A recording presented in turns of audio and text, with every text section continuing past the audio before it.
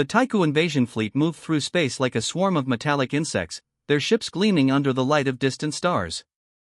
For 300 years, they had conquered without failure.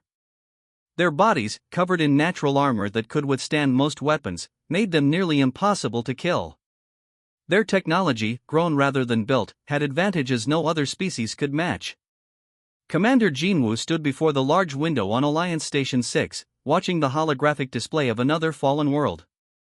His dark eyes reflected the red warning symbols that marked another civilization now under Taiku control. "The Orion system has gone silent," said Admiral Hyun as she entered the room. Her uniform bore the marks of many battles, none of them victories against the Taiku. "We lost contact with their defense forces 6 hours ago." Jinwoo nodded without turning. "How many survivors?" "Unknown. The Taiku don't usually leave many." Admiral Hyun stepped beside him, her face grim in the blue light of the display. "Earth is next on their path. The Council has decided to send Ambassador Doyen to your homeworld." "To warn them or to say goodbye?" Jinwoo asked, knowing the answer already. Admiral Hyun didn't respond directly. 17 systems in 10 years, Commander. No one has stopped them. No one has even slowed them down. On the main Taiku warship, war leader Sungo inspected the battle plans for the Sol system. His segmented fingers traced the path through the outer planets toward the small blue world that was their target. Unlike other species with their soft skin and fragile bones, the Taiku had evolved on a harsh world. Their bodies had natural weapons and armor. They could heal quickly from almost any wound. They were perfect warriors. "The humans have only reached their neighboring planets," reported his second-in-command, Gi-hun. "Their weapons are primitive. Their ships are slow. They will fall easily." Sungo clicked his mandibles in agreement. "Like all the others.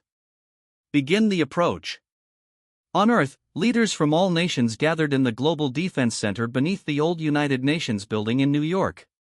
The room buzzed with nervous energy as Ambassador Doyen was led to the central platform.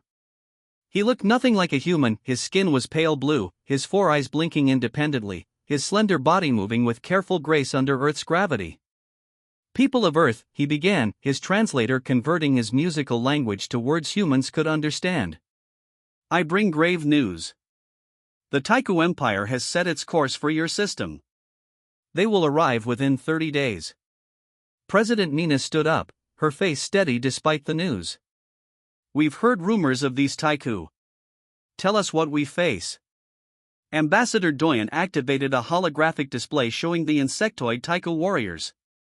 "They evolve rather than build. Their ships are partly alive. Their bodies can resist most weapons.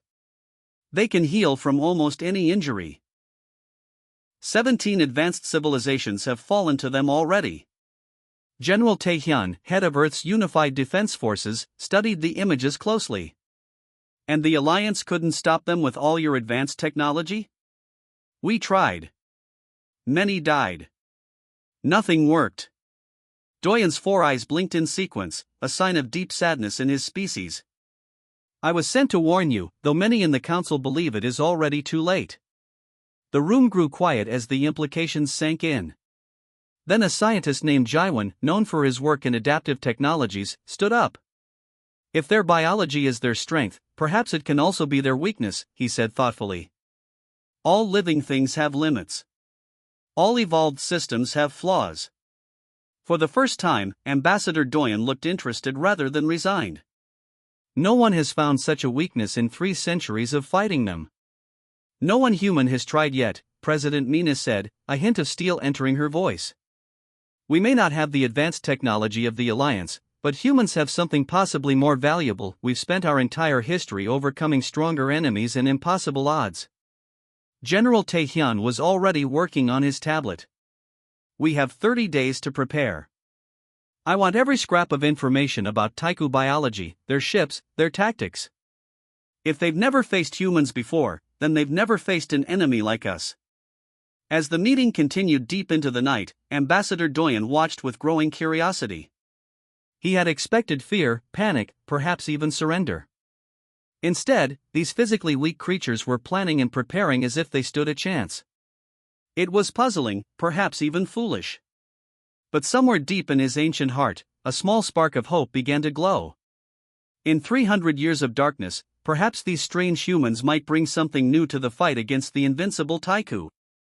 The first Taika ships appeared near Saturn like dark stars against the gas giant's rings. They moved with perfect formation, their living hulls pulsing with bioluminescent light. War leader Sungo stood on his command platform, his forearms crossed over his chitinous chest as he surveyed the human system. Primitive, he noted, clicking his mandibles in amusement. They've barely touched their own moon. Their satellites are crude. Begin standard conquest approach. The Taiku fleet spread out, following their usual pattern that had worked on 17 worlds before. They expected minimal resistance, perhaps a few desperate ships easily crushed. What they didn't expect was the minefield. The first explosion caught a scout ship, tearing through its biomechanical hull. Then another. And another. What is happening? Sungo demanded, his body shifting to a battle stance. The humans have hidden explosives in the rings, his sensor officer replied, confusion evident in his voice. Simple devices, but placed in a complex pattern. Before Sungo could respond, a fleet of human ships emerged from behind Saturn's largest moon. They were small, clearly less advanced than Taiku vessels, but they moved with surprising speed and precision. Captain Minji stood on the bridge of the Earth defense vessel Defiant, her face illuminated by the tactical display. Unlike the Taiku commanders, she wore no natural armor, just a standard Space Force uniform.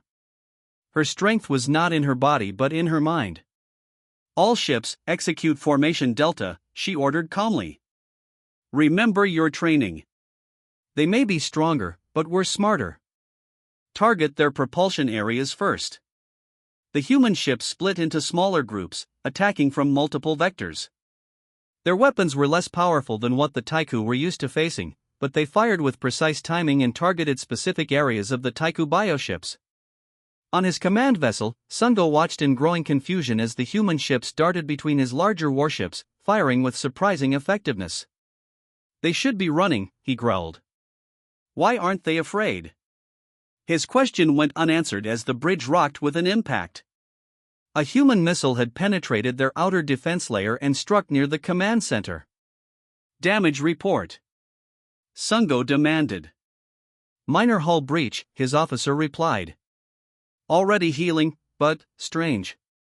Their weapons contain some kind of chemical that slows our regeneration process.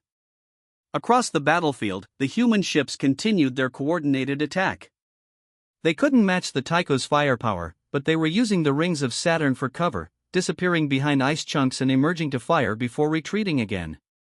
On the Defiant, Captain Minji received reports from her fleet. We've damaged 6 of their vessels, her tactical officer reported. 2 seriously. We've lost 3 ships. Minji nodded grimly. Losses were expected, but their hit ratio was better than predicted. The bioretardant is working. Continue the attack pattern. Focus on targets Alpha and Beta. In the vacuum of space, the battle continued for hours. The Taika ships were taking damage, not enough to destroy them, but enough to confuse and frustrate their commanders. They had expected to crush the human resistance within minutes. Ambassador Doyen watched the battle from an observation post on Titan. Beside him stood General Taehyun, whose face showed both concern and pride as they watched the human fleet fight. Your people fight well, Doyen said quietly. Better than any species I've seen face the Taiku. We're not fighting to win this battle, Taehyun replied. We're fighting to prove we can hurt them. On the Taiku command ship, Sungo made a decision that no Taiku commander had made in centuries. Order the fleet to pull back to regroup, he commanded. These humans have unusual tactics. We need to reassess. His officers looked at him in shock. Retreat was not in the Taiku vocabulary. It is temporary, Sungo insisted, his mandibles clicking rapidly in agitation. We need to understand their weaknesses better before we continue. As the Taika ships moved away from Saturn, the human fleet did not pursue. They had achieved their first objective, forcing the invincible enemy to reconsider. On the Defiant, Captain Minji allowed herself a small smile. Send word to Earth. First contact successful. The Taiku can bleed. In the quiet aftermath, as damage reports came in and the wounded were treated, a new feeling spread through the human fleet, not confidence exactly, but something more powerful. Hope. The Taiku were not invincible after all. And if they could be hurt, then maybe, just maybe, they could be defeated. The Taiku flagship orbited Mars at a safe distance, its living hull slowly repairing the damage from the battle near Saturn. Inside the ship's analysis chamber, biologist Yunha moved her 4 delicate appendages over the holographic images of humans in combat. She had spent days studying these strange creatures, trying to understand how they had achieved what no other species had managed in 3 centuries, forcing a Taiku tactical retreat. They make no sense, she said to war leader Sungo, who watched with his arms crossed. Their bodies are fragile. Their lives are short. They have no natural weapons or armor. By every biological measure, they are inferior. Sungo clicked his mandibles in frustration. Yet they fight as if they expect to win. Explain this contradiction. Yunha enlarged an image of a wounded human soldier continuing to fight despite a serious injury. They have evolved differently than most spacefaring species. They were persistence hunters on their homeworld, chasing prey until it collapsed from exhaustion. They cannot regenerate like us, but they can endure pain and continue functioning when most species would stop. Biological differences alone do not explain their tactics, Sungo countered. No, agreed Yunha. It's their social structure and psychology that truly sets them apart. When most species face a superior force, they surrender to minimize losses. Humans do the opposite, they fight harder when victory seems impossible.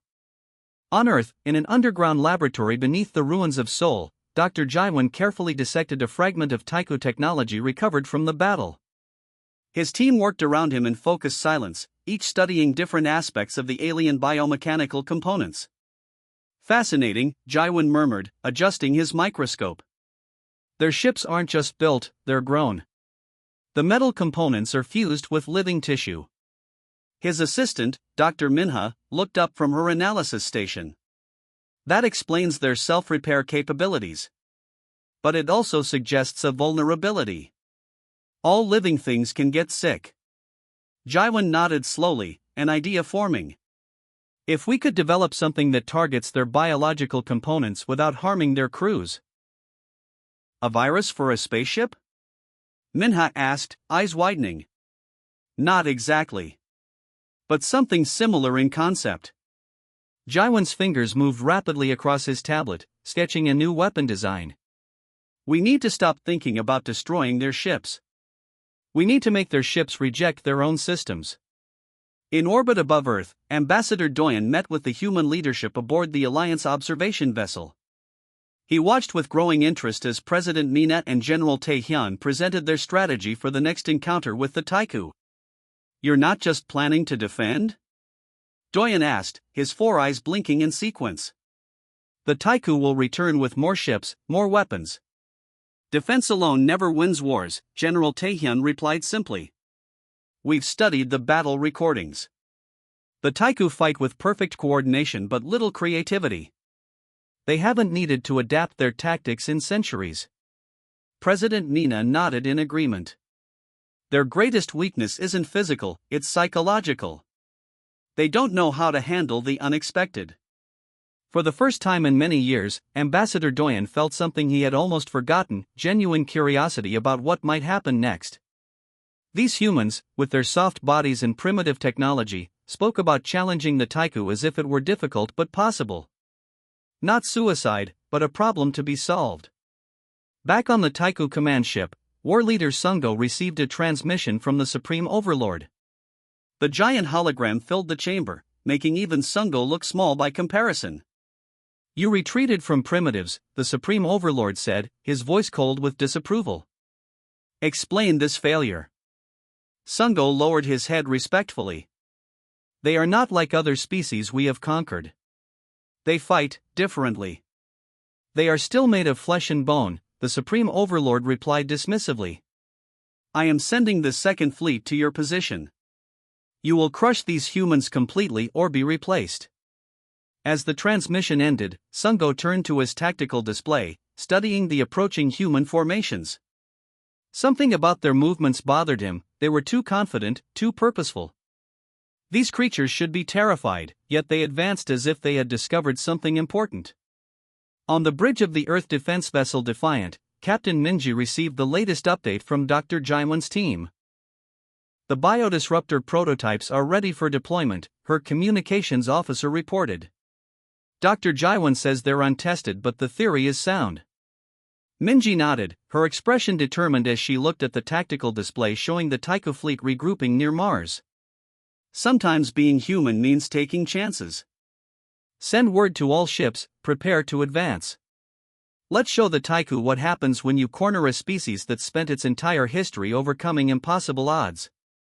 As Earth's fleet moved out from behind the moon, Ambassador Doyen watched them go. For the first time since the Tycho appeared in the galaxy, he allowed himself to wonder if the Invincible might finally meet their match. The asteroid belt between Mars and Jupiter provided the perfect battlefield for the humans. Their smaller ships navigated the floating rocks with remarkable precision, while the larger Tycho vessels struggled to maintain formation in the chaotic environment. War leader Sungo watched from his command post as another human vessel darted between two asteroids, fired at one of his cruisers, then disappeared back into the field before his gunners could lock on. This is unacceptable, he hissed, his mandibles clicking rapidly in frustration. They are using primitive tactics. How are they evading our targeting systems? They've studied our attack patterns, his tactical officer replied reluctantly. They seem to have memorized our standard response times and movements. Sungo slammed one of his forearms against the control panel. Impossible. They've only faced us once before. Aboard the Earth vessel Swift, Captain Minji monitored the battle with intense focus. Her ship was significantly smaller than the Tycho warships, but it was fast and agile. Perfect for what they needed to do. Status on Team Taeyong, she asked her communications officer. They've successfully attached to the target vessel. Beginning infiltration now. Minji nodded, allowing herself a brief moment of hope. While her fleet kept the Tycho occupied in the asteroid field, Colonel Taeyong and his Special Forces team were attempting something no species had ever tried before, boarding a Tycho warship. The boarding team moved through the outer hull of the massive Tycho vessel, using the newly developed biodisruptors to create openings in the living metal. Colonel Taeyong led from the front, his specialized suit protecting him from the ship's defensive secretions. Remember, he said to his team through their secure comms system, these ships are partly alive. Treat it like hostile terrain that can fight back.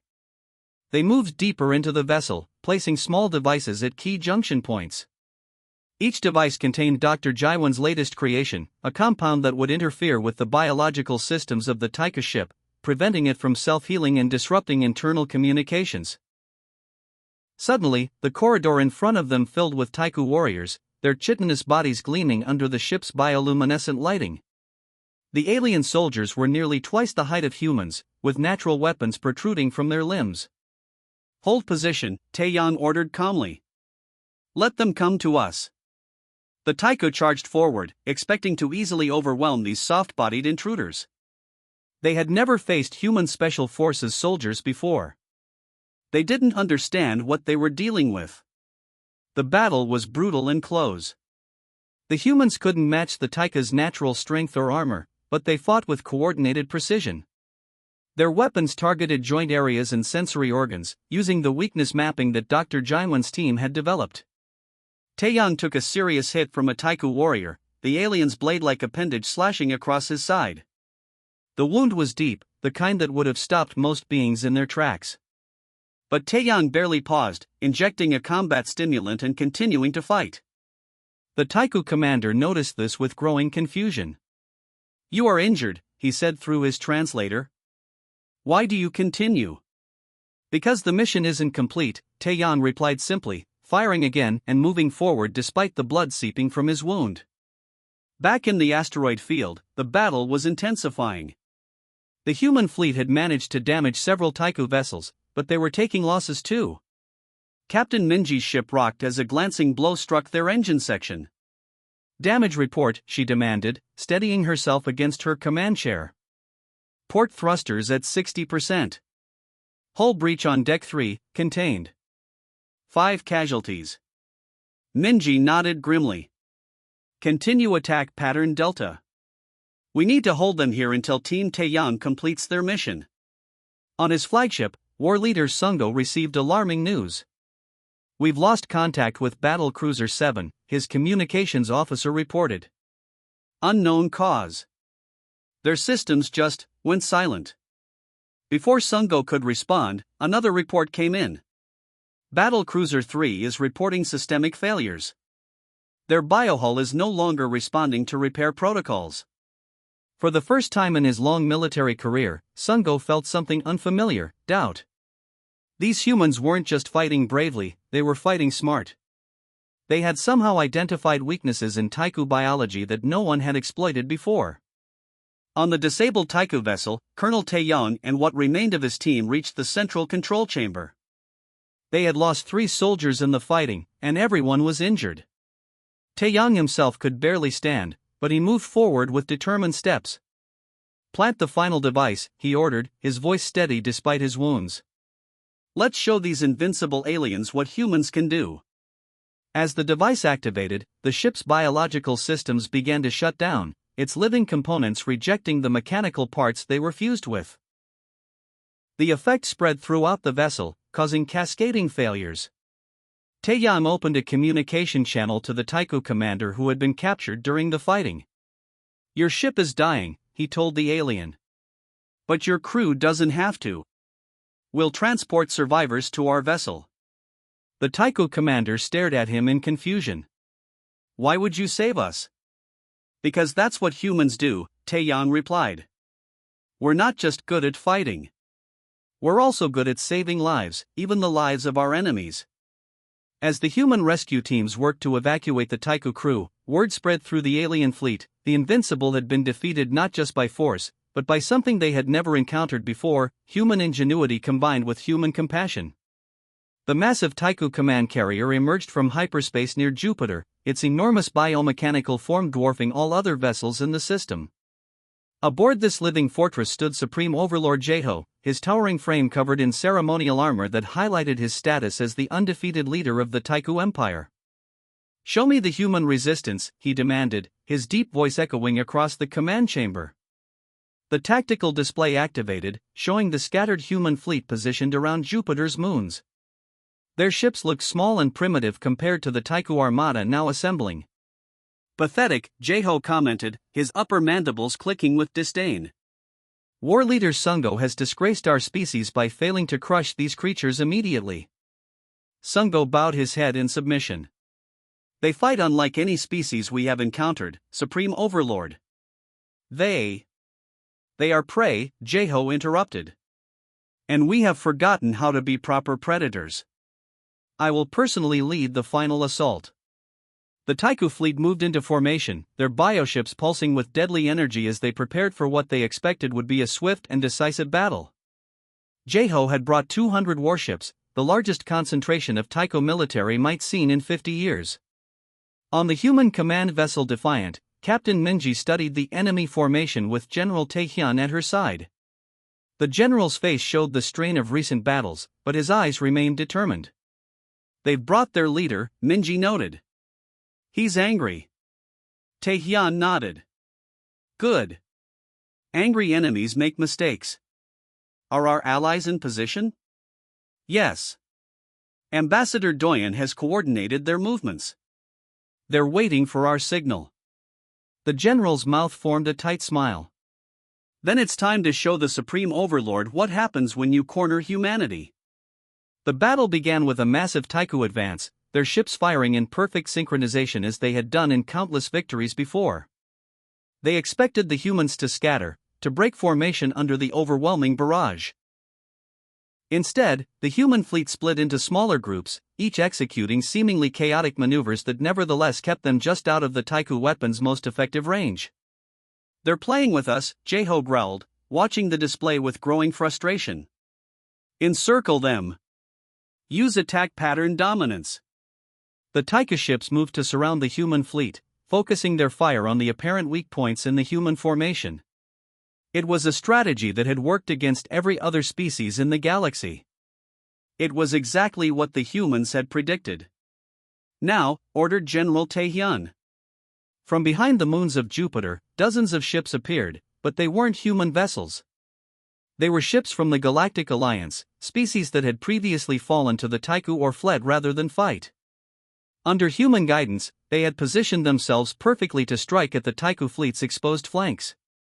On his command carrier, Supreme Overlord Jeho stared in disbelief as Alliance ships he hadn't seen in combat for generations opened fire on his forces. "This is impossible," he hissed. "These species are conquered. Broken.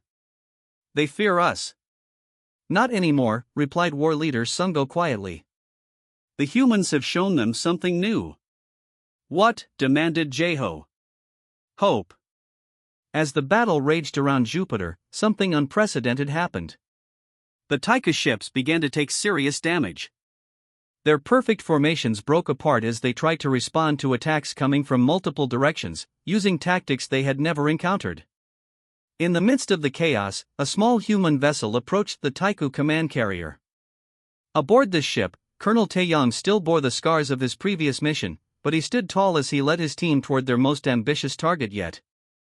"Remember," he told his soldiers, "we're not just fighting for Earth now. We're fighting to show the galaxy that nothing is truly invincible." They breached the Taiku flagship using the same biodisruptors that had proven so effective before, but this time the Taiku were ready. Fierce fighting broke out in the corridors of the massive vessel as Taeyong's team pushed toward the command center. Supreme Overlord Jeho felt something he had never experienced in centuries of conquest, the cold touch of fear. Not for himself, but for the future of his species. These humans were not just resisting, they were winning. "We must retreat," urged Sungo. "Regroup and develop new strategies to counter their methods." "Retreat?" Jeho's voice was deadly quiet. "The Taika do not retreat." "The humans didn't destroy the crews of the ships they disabled," Sungo pointed out. "They rescued them." "They showed mercy to an enemy that had shown none." "Perhaps there is another way to." He was interrupted as the command center doors burst open and Taeyong's team entered, weapons raised. "Supreme Overlord Jeho," Taeyong called out, his voice steady despite his exhaustion. "This battle is over." Jeho drew himself up to his full, impressive height. "I have conquered 17 systems. I have destroyed countless fleets. I am invincible." "No," Taeyong replied simply. "You were just untested." Invincibility isn't about never facing defeat. It's about how you respond when you do. As the Taiku fleet began its withdrawal from the Sol system, ships from across the Alliance gathered around Earth. Ambassador Doyen stood beside President Mina, watching the celebration with wonder. "You've changed everything," he told her. "Not just by fighting the Taiku, but by showing the galaxy that fear is a choice, not a destiny." President Mina smiled. "That's just being human."